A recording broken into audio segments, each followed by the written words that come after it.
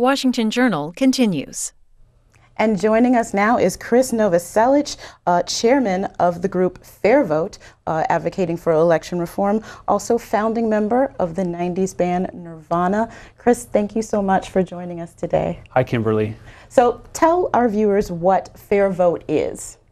Fair Vote is an election reform group, and we advocate election methods that give voters more choices, more voices, and more power. We advocate election reforms such as ranked choice voting, proportional representation, and electoral college reform. And so what sparked your interest in getting involved in politics? What made you make that shift from music to politics? Well, I've been advocating election reform for 20 years now. I was involved in the Seattle music community, and there was censorship in Seattle or in Washington State, and anti-music laws, and so I got involved in trying to make the laws and rules pro-music. And along the way I got my civic education, and I discovered that things could be better, and that there were too many uncontested elections, too many uncompetitive elections, a lot of cynicism, a lot of people disconnected. And so at the time I was on the Alta Vista search engine, and I would type in election reform, elections, and one group came up called the Center for Voting and Democracies, now is Fair Vote, and I started working with Fair Vote. I joined the board about 12 years ago, and in 2008 I became the chair of the board of Fair Vote. Okay, and one of the biggest issues you're advocating for is ranked choice voting. Explain to our viewers what that is. Well, ranked choice voting, it gives power to voters because you have the ability to rank your choices. So it's like, let me conceptualize it a little bit. So in the primary election, if you voted for, say, Ted Cruz or Bernie Sanders, now in the general election, you get a second choice, okay? So with ranked choice voting, you can put your first choice down on the ballot as number one, and then say you have your second choice and you put that as your number two on the ballot. And then they count the ballots, and whoever has the most first choices, if it's a majority, they could win the election. If there's no majority, then it's like a runoff. It's kind of that primary general election dynamic. And so the last place candidate is eliminated, and those second and third choices count. Those voters' second and third choices count for the remaining candidates, and those add up until one of the candidates gets a majority and wins the election. Okay, we are talking with Krist Novoselic of Fair Vote about election reforms and ranked voting. Viewers can join this conversation. Democrats 202-748-8000. Republicans 202-748-8001. Independents 202-748-8002. And those supporting third-party candidates can call 202-748-8003. Now, is there a particular political bent of Fair Vote? Who makes up the board? Well, we have people from all walks of life. We're a nonpartisan group. Our reforms that we advocate are legal in the United States. They're in use in the United States. And again, they're nonpartisan. There are 10 cities in the United States with 2.4 million voters that use ranked ballots. Okay. Gary is calling in from Orchard Park, New York on our Democratic line. Gary, you're on with Krist Novoselic. Yes, good morning. 2 points I'd like to make, and then hopefully we'll get the comment from your guest there. The first point is, and I know it's a heavy lift, a constitutional amendment to eliminate the Electoral College and count strictly the total votes. My point number two, hopefully to get a comment, is to minimize fraud in the elections, how about a national law, not a state law where it's primarily run by states now, but a national law requiring at the time of registration the Social Security number would be put down, which in my opinion would minimize fraud. It would stop the dead people from voting because as you know, when a person passes away, the funeral director is required on the death certificate to list the Social Security number, so we can close that door too. Okay, Gary, let's let Krist Novoselic respond. Thanks, Gary. Ranked choice voting, and no constitutional amendment required. Proportional representation, no constitutional amendment required. It's already been tested and held up by the courts. Ranked choice voting and these election reforms are comport to equal protection of the 14th Amendment of the Constitution. Again, 2.4 million voters are using this type of voting. And so what it does, this is how it gives you power as a voter, is that you could put down your first choice, somebody you really want, and not be afraid that you're going to be throwing your vote away or saying that people can't call you a spoiler. You know, people are really freaked out about elections right now here in the United States. And so people who, if you look at your Facebook feed, there's people are obsessing on one of the two major party candidates, and it's getting heavy, okay? And then so maybe you're not interested in those candidates and you want to express maybe a third party or an independent, and then you get accosted basically like, oh my God, you're going to swing the election, you're going to throw the election away. And that doesn't happen under ranked choice voting because voters have power. So that's how you get more voices and more choices with ranked choice voting. It doesn't necessarily elect more third parties or independents. However, they're part of the dialogue because there's more civility in elections. There's a recent Rutgers University study of ranked choice voting elections in the United States, and they discovered there's less negative campaigning. There's more positive campaigning. And that's what we really need here in the United States. It just gets so toxic. And ranked choice voting is an issue right now playing out in Maine, where there is a ballot initiative there. The website for Fair Vote, it's a fairvotemaine.org, a website devoted directly to your support for question number 5. Talk about that initiative a little bit and what it would change in Maine. Well, Mainers need to decide for themselves if they want to have more power and more choices on the ballot. And I just came from Maine, and people are really excited about it because they really want changes. Mainers, they tend to vote for the person and not the party. Mainers have elected independent candidates. So ranked choice voting is perfect for them because it just gives you more choices on the ballot and more voices in the election. Okay, the reviews are mixed. So Bangor Daily News took a different view from that. It writes in an editorial, ranked choice voting, which a number of U.S. cities use but no state, has the potential to change the outcome in a scant number of elections. The majority of legislative races, including only two candidates, have only two candidates in each election. A significant number of state House candidates are run unopposed. What's your reaction to that?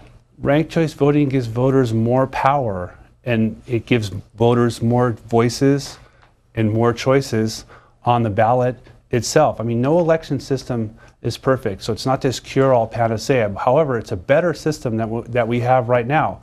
Okay, you have you really want to express yourself as a voter, and then you're being told that you're throwing your vote away, you're spoiling the election. Ranked choice voting works. It works in 10 cities around the United States, and voters really like it. You get to vote for the candidate who you think who has the better ideas and not necessarily the most money. In San Francisco, they had ranked choice voting over the last 10 years. More women have gotten elected, and more candidates of people of color. Okay. Sherry is calling in from Glendive, Montana on our independent line. Sherry, you're on with Krist Novoselic. Thank you for taking my call, Krist. I've always been independent and voted either ways. I'm pushing Republican just for the simple fact I feel Obama and Clinton are pushing us towards war. I'm not sure about your. I know we need reform and need to look into what you're talking about by your numbering system a little more. We definitely need the elections to change. It seems that we don't get to hear their policies anymore. All right, Sherry, let's let Krist Novoselic respond. Absolutely, Sherry. You go to fairvote.org, and there's plenty of information about ranked choice voting. It's a ranking system, so you really want to express yourself. So you get a first choice, and that first choice doesn't count against your second or third choice. Okay, so then you put down a second choice, and they count the ballots. And on this version of ranked choice voting in Maine, it elects majority winners. Instead of, what they do in Maine is they elect candidates who have a minority. And so the majority of voters, they have like three-way races in Maine because they're independent. And the majority of voters, the most voters, voted for someone else. And that's not good for government. We should have majority winners. And on the website, fairvote.org, it also talks about the possibility of ranked choice voting in congressional races. It says here that it furthers the ideal of proportional representation. It says the use of winner-take-all voting methods in our elections for state legislatures and Congress is a central reason for major problems with our politics, gerrymandering, partisan gridlock, no-choice elections, and distortions in fair representation. Talk a little bit more about that. We need to end gerrymandering once and for all. We need to take the power away from the insiders, the partisans, who draw the maps to benefit themselves and their parties. And we need to put power in the hands where it belongs, with voters. Voters have the power. So imagine instead of some commission somewhere, or insiders drawing who the winners are and who the losers are before any ballot is cast. Voters have the power to decide who represents them. So imagine a district, say 3-seat district, and voters decide we want to elect 2 Republicans and 1 Democrat, or we want to elect 2 Democrats and 1 Republican. Then there's also space for independents and third parties. And politics are so polarized in the United States. What ranked choice voting, the proportional version of it, promises is more bridge builder candidates, because we'd be electing more urban Republicans and more rural Democrats. So this is what it boils down to. No more gerrymandering. No more politicians and insiders drawing maps to benefit themselves. If you are a taxpayer and if you are subject to the laws and rules of the land, you should decide who represents you in Congress or your state legislature or your city council, and not some insiders gerrymandering maps to benefit themselves. Okay, we have a Mainer calling in. Helen's calling in from Winthrop, Maine on our Democratic line. Helen, you are on with Krist Novoselic. Yeah, good morning. Thank you so much for all your help from Fair Vote. I'm a proud member of the Maine League of Women Voters, and we've really worked hard to get this initiative on the ballot. I think there's been some pushback from some quarters because we have, let's say, a quite unpopular governor. But if you look back historically, both Democrats and Republicans have not received a majority of votes. So I think your point is very well taken about how this has really implications for both parties and independents in particular. So I just want to thank you for your work. We're hopeful that this will pass. Thank you. Thanks for calling. Ranked choice voting is not about fair vote. Ranked choice voting is about Maine. It is about the needs and values of Maine voters. And there we had a Maine voter who just called us and expressed what her needs are and her values are. And it's about putting power in the hands of voters. Okay. Up next we have Charles calling in from Alexandria, Virginia on our Republican line. Good morning, Charles. Yes, good morning. Just a couple of short comments. First, I would think it would be great if we could eliminate congressional districts entirely and have Congress people elected at large from the entire state. That would eliminate gerrymandering, give more opportunity to minority representation. Another thing I'd like to see, nobody ever talks about it, is to have none of the above on the ballot. Vote for candidate A, candidate B, candidate C. If you don't like them, you vote for none of the above, and if none of the above wins, you throw them out and do it all over again. Another thing about the Electoral College nobody ever talks about is people are disenfranchised. If you're a Republican in Washington, D.C., or a Democrat in Utah, you are disenfranchised. You shouldn't even, no reason to go in to vote. All right, Charles, that's a lot to unpack. Let's let Krist take a shot at it. Thanks, Charles. Fair Vote does not support winner-take-all. I mean, we do not support winner-take-all elections. We do not support the none-of-the-above ballot idea. But it's interesting you bring up like at-large elections, because that's what we call it fair representation voting, the American version of proportional representation, where voters get a share of the vote. So you need to do that with modified at-large districts. Now, these are not winner-take-all at-large districts. There's a lot of problems with those. These are modified at-large districts where voters can win seats proportionally. And Charles also brought up opportunities for minorities. Well, where do you find fair representation voting, where voters share representation and don't have winner-take-all rules? You find it in the case law with the Voting Rights Act. There are over 100 cities in the United States that have solved the issue of racially polarized voting and the issues of race in politics. And through the Voting Rights Act of 1965, instead of single-member districts, they have cities and school boards, 100 in the United States, use these fair voting methods to elect, to have fair elections for all people and make opportunities for minorities, for people from all walks of life. So talk a little bit about your 3 American Questions campaign. Well, 3 American Questions is different than Fair Vote, and it's about trying to bring more substance to this election, to the 2016 election. And so we're saying, so I'm switching gears now from election reform into 3 American Questions. And so, and it also appeals to like millennials. And so, you know, there's a lot of like lurid allegations out there, lurid revelations out there. And if we can get past that and ask our lawmakers 3 things, our candidates 3 things also, is what are you going to do about climate change? What are you going to do about the debt, over $19 trillion debt? And what are you going to do about government reform? The things that I'm talking about with Fair Vote. And how did you settle on these 3 questions? What is it about these areas? You know, it's really important. It's about our future, because these problems are compounding. The climate's changing, and we should have policies that do something to try to remedy these things. And I also believe that we should have personal practices if we can just like, you know, live our lives in a way that has a less impact on climate change. The debt itself is, you know, over $19 trillion. Just paying that money back is going to be an entitlement itself, a government program.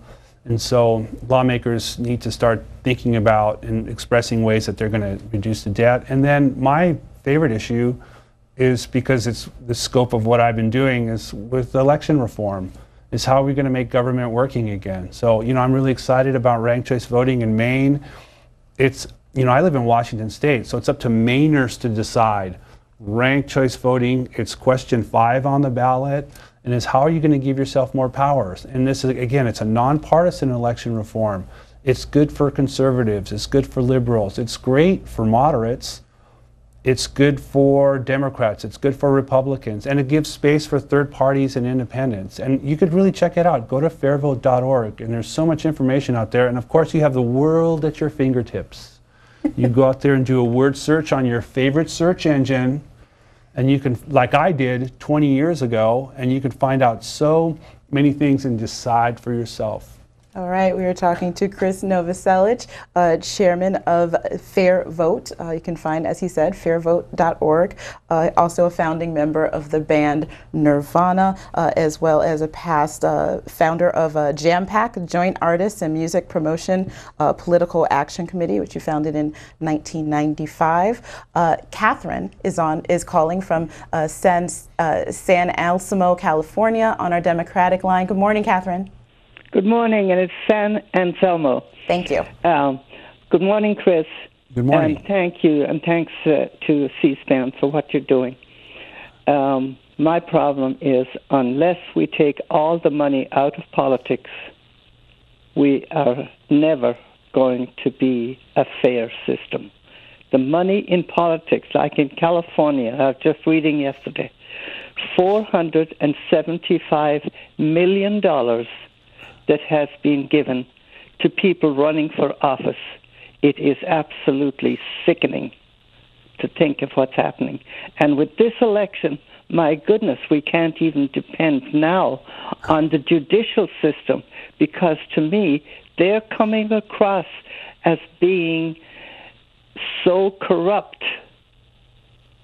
Okay. Can you talk a little bit about campaign finance reform? Is that a big issue for Fair Vote? It's not at all. It's not at all. Like, we're not a campaign finance group. However, ranked choice voting and fair representation voting have shown to negate the impact of money in politics. We've seen elections under ranked choice voting where the candidate who didn't raise the most money won the election. And how do you do that as a candidate? Right? The current system is you have your base and you get your base solid, then you go out there and you bash the opponent.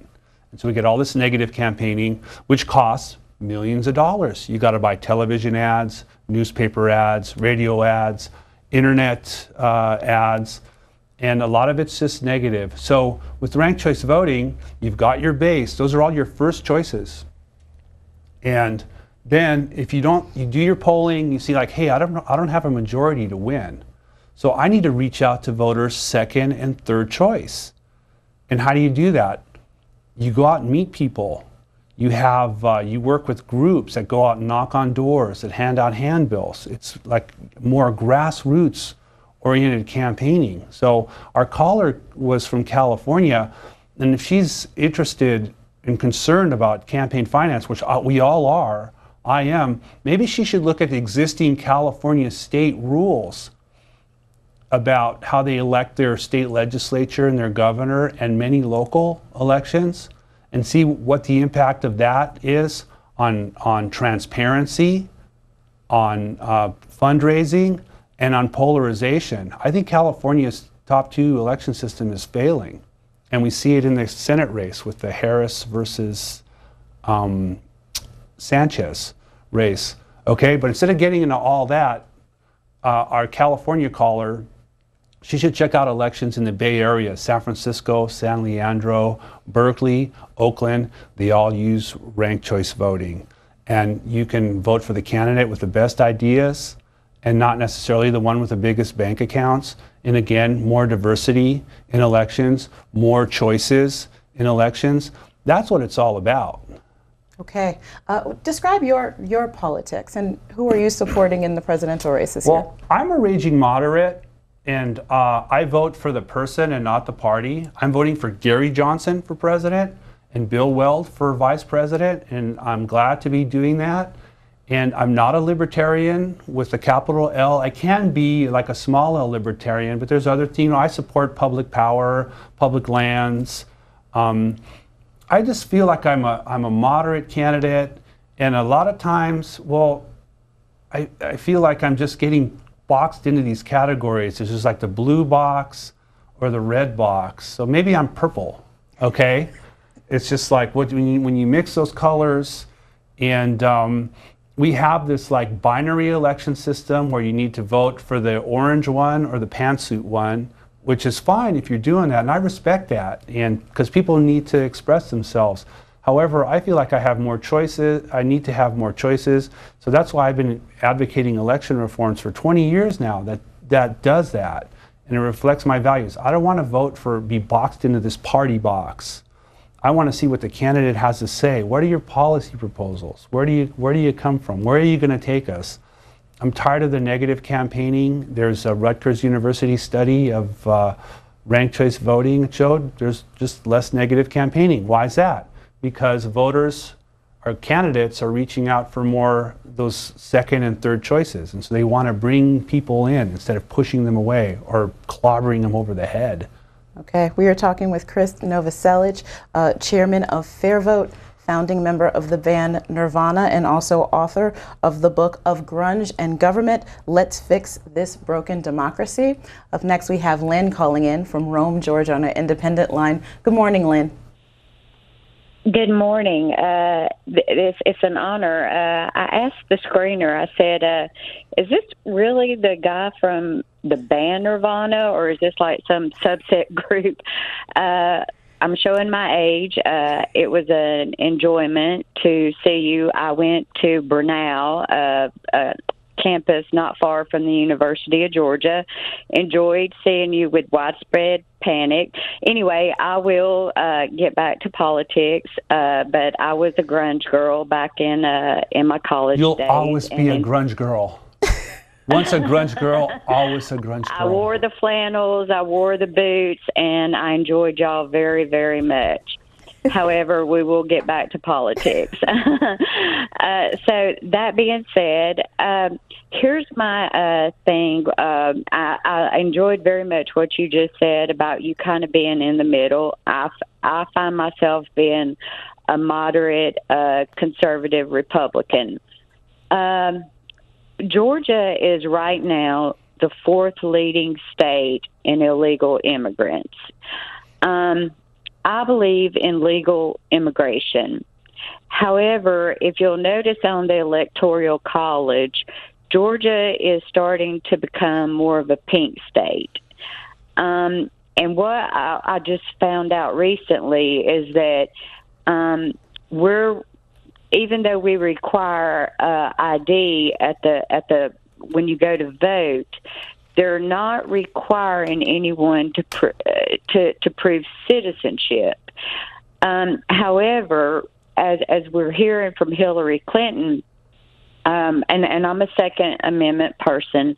I believe in it strongly. Of course, I don't want anyone with any kind of heinous background or anything who's domestic violence or anything to be able to have a gun. I'm common sense, gun control. But my problem is that if you're not a citizen of this country or anything, I don't believe you should be able to cast a vote in our elections. All right, Chris. All right, Lynn. Let's let Chris respond to that. Yeah, those are big concerns. I think what you need to do is to talk to your state representatives, state senators, your state legislators, and even in your United States congressional delegation, and express those concerns. And those are the kind of things we need to have in a kind of discussion we need to have with our elections. And if we have more positive campaigning, more substantial campaigning, and more voices, more choices out there, appealing and reaching out to you as a voter, I think you can better express what your concerns are. And the ranked choice ballot is super easy. And that Rutgers University study I showed also said it was over 75% of the voters said that it was a super easy process. You rank a first choice, second choice, and third choice. Well, how do you make your choices? You pay attention to issues, and you see what candidates are espousing the issues that you're concerned about. What candidates are expressing your needs and values the best. And you have a first choice, and you vote them as your first choice. You have a second choice, you vote them as your second choice. Everybody gets one ballot. All the choices are the same. The counting process is the same. This is equal protection, is what it is.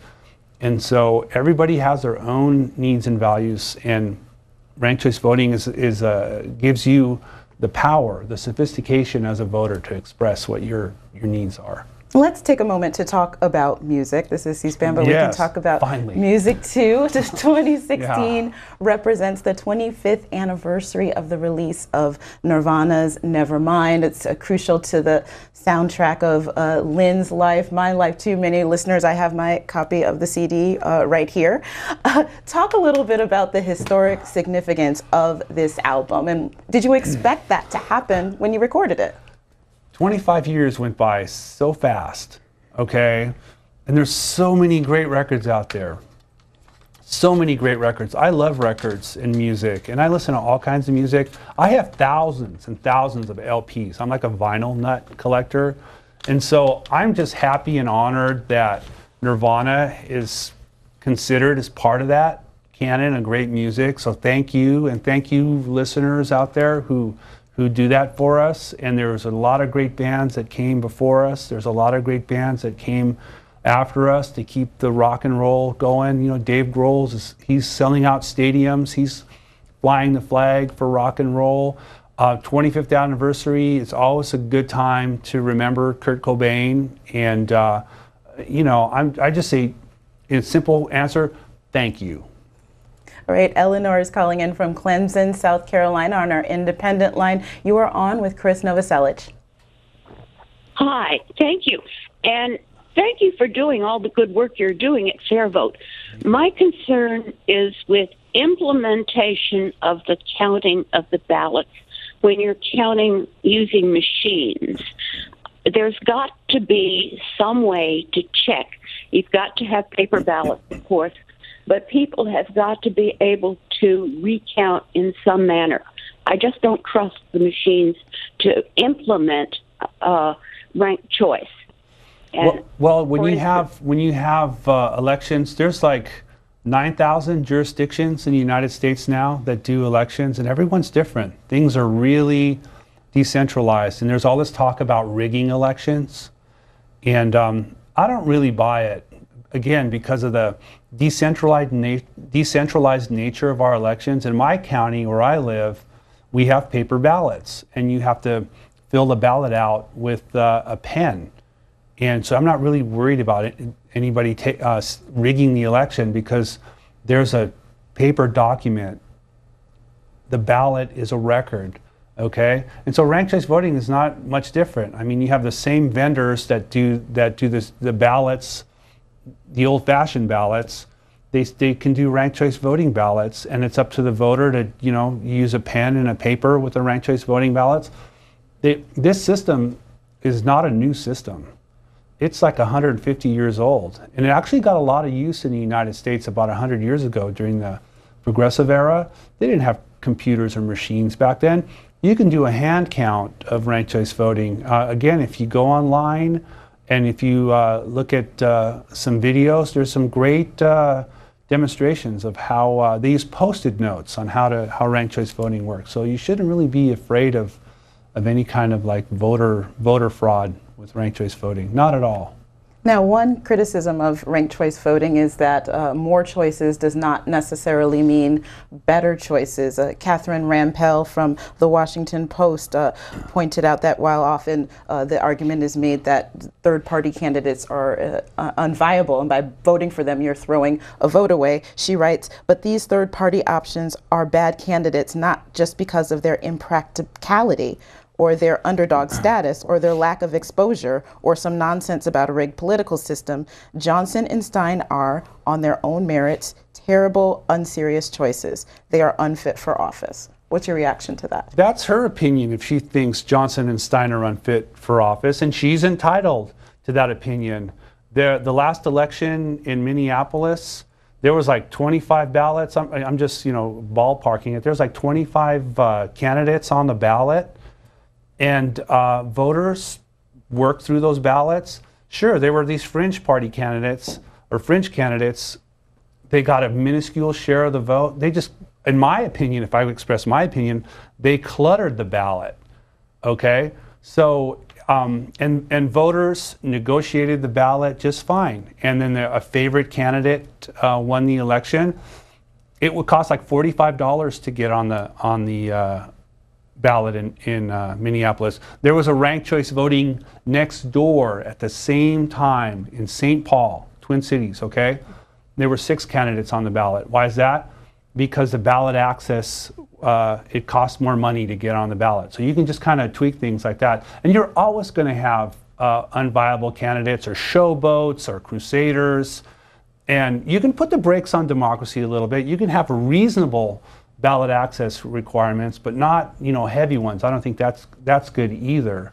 So, but again, this is the beauty of America. I mean, you could stand on a street corner and hold up a sign, the end is near. I mean, crusading is not against the law. Showboating is not against the law, okay? But we can have reasonable ballot access rules, and ranked choice voting can accommodate all the choices. Okay, Rowan's calling in from Salem, New Hampshire on our independent line. Rowan, you're on with Krist Novoselic. Yes, I got a question in regards to voter fraud. I called Senator Kennedy's office years ago in regards to fraud. I see people from Massachusetts with different IDs. You can get a license anywhere, all right? They go to New York, they collect food stamps and that over there, and then they come to Massachusetts and they collect over here. I suggested to Senator Kennedy, all they had to do was put a thumbprint and your picture on your Social Security, and it would stop the fraud. I was told it would cost too much money. But that's how they're getting these illegals are getting their stuff, because they can get a license anywhere.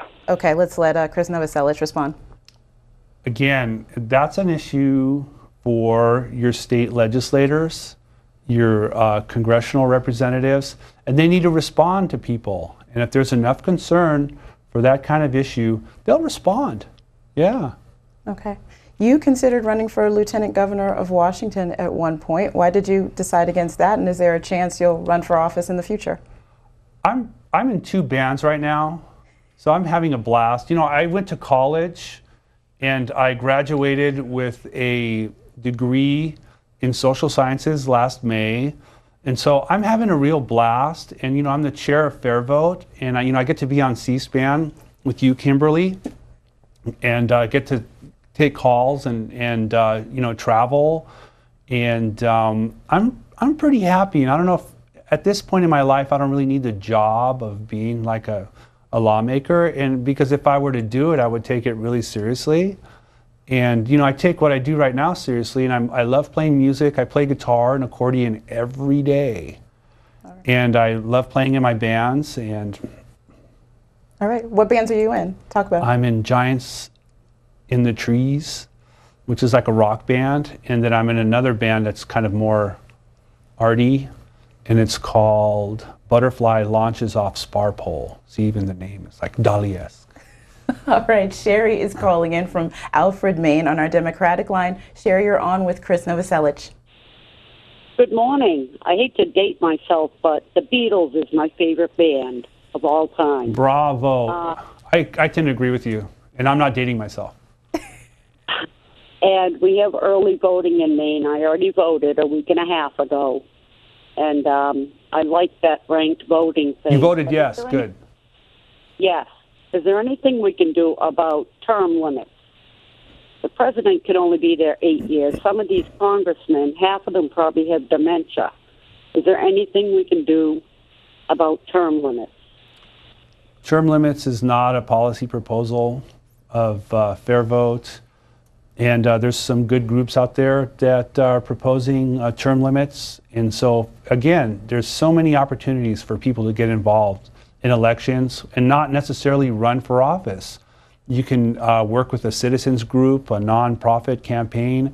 I mean, you could work to get a stop sign at the end of your block or to make an intersection safer. I mean, that's civic participation, and that's what I've been always been interested in. I work with my local Grange, which is like a rural fraternal group, and I stay connected with the community. And I find it really rewarding. And so, like it's a relationship. So, you give something, but you want to get something back too.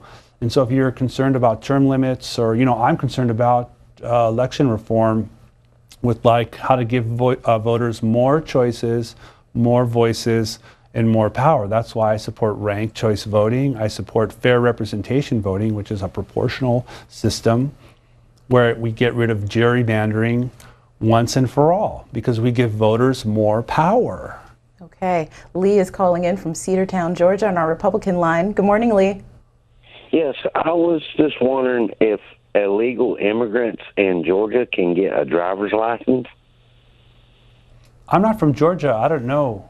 I don't really know about that issue. All right. Tom's calling in from Harrisburg, Pennsylvania, on our Democratic line. Good morning, Tom.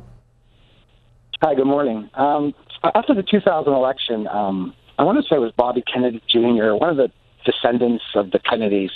He was going on all the talk shows and everything. He was talking about how to ensure fair voting. He was really concerned. In fact, Rolling Stone did a big article on it.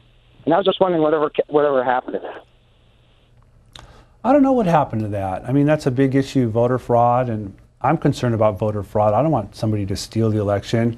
But if you think that there's some conspiracy to steal elections and you have evidence, call your local law enforcement right away. Call your local United States attorney, call your local county sheriff, your district attorney, and give them this evidence so we don't have a rigged election. It's simple as that. But if you go online, there's all these videos about these conspiracies, and they're spooky and they're shady. But you know, if anything was really true, I mean, where are the prosecutions? Okay, there would be prosecutions. We have good law enforcement out there, and people who would, you know, but you need to have real evidence and not this, you know, internet innuendo. Tell us the grassy knoll. Sorry. Okay. No, it's all right. Tell us quickly why you're here in Washington, D.C. this weekend. Well, I'm here to support ranked choice voting, advocate for it, to join you, Kimberly. I'm doing a TED Talk. I'm here to take in the sights of our national capital and, you know, feel the energy here, which is, I think it's a really good energy. It's Washington, D.C. is a great city. There's a lot to see and a lot to do. And if you're interested in elections and politics, there's a lot of opportunities to get involved. There's all kinds of groups out there advocating things to make our country better. Okay, Walter's calling in from Cartersville, Georgia, on our Republican line. Good morning, Walter. Good morning. I am a Republican registered. I voted as a registered Republican, but now I'm not voting for this gentleman who doesn't have any class, no knowledge of how to handle or talk to people.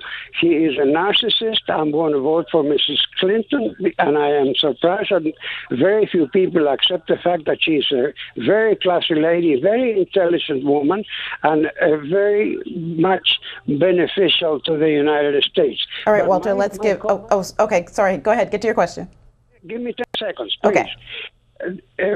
One of the first speeches of Mr. Trump that nobody noticed, as far as I know, and I'm a junkie of politics, he praised Adolf Hitler and the book Mein Kampf, and he talked about the inconvenience of Hitler was he had to deal with the two assemblies in the 1930s. All right, Walter, let's see if Krist Novoselic has a response to that. I think Walter is a great example of the passion for politics. And so Walter's a Republican voter, but he doesn't like the nominee. He wants another choice. Ranked choice voting is perfect for Walter, okay? And I'll go back to what I said earlier, like, you can have a second choice.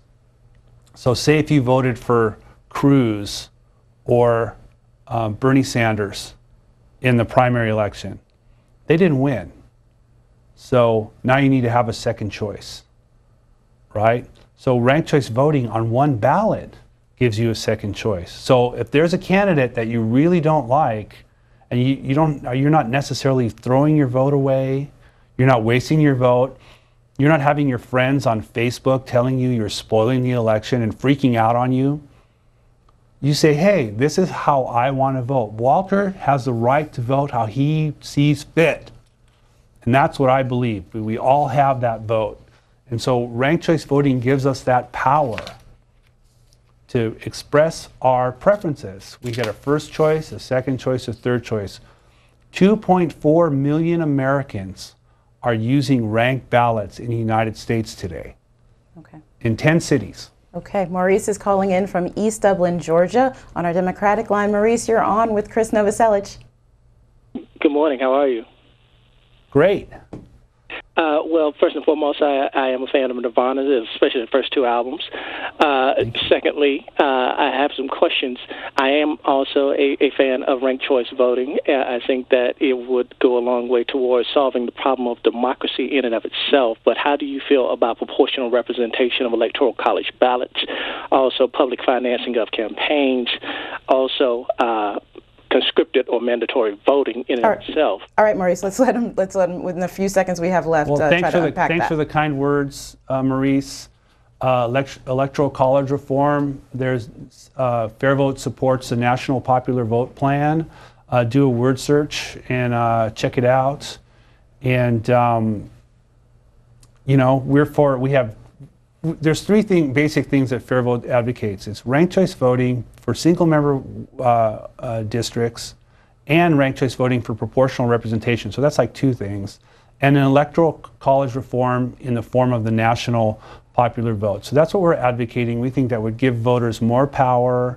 It would make our elections positive and give us the choices that we are demanding as modern consumers. All right, Krist Novoselic, chairman of Fair Vote, founding member and bassist for the band Nirvana, and author of Grunge and Government. Thank you so much for joining us today. Thanks, Kimberly. And coming up, we will be taking your calls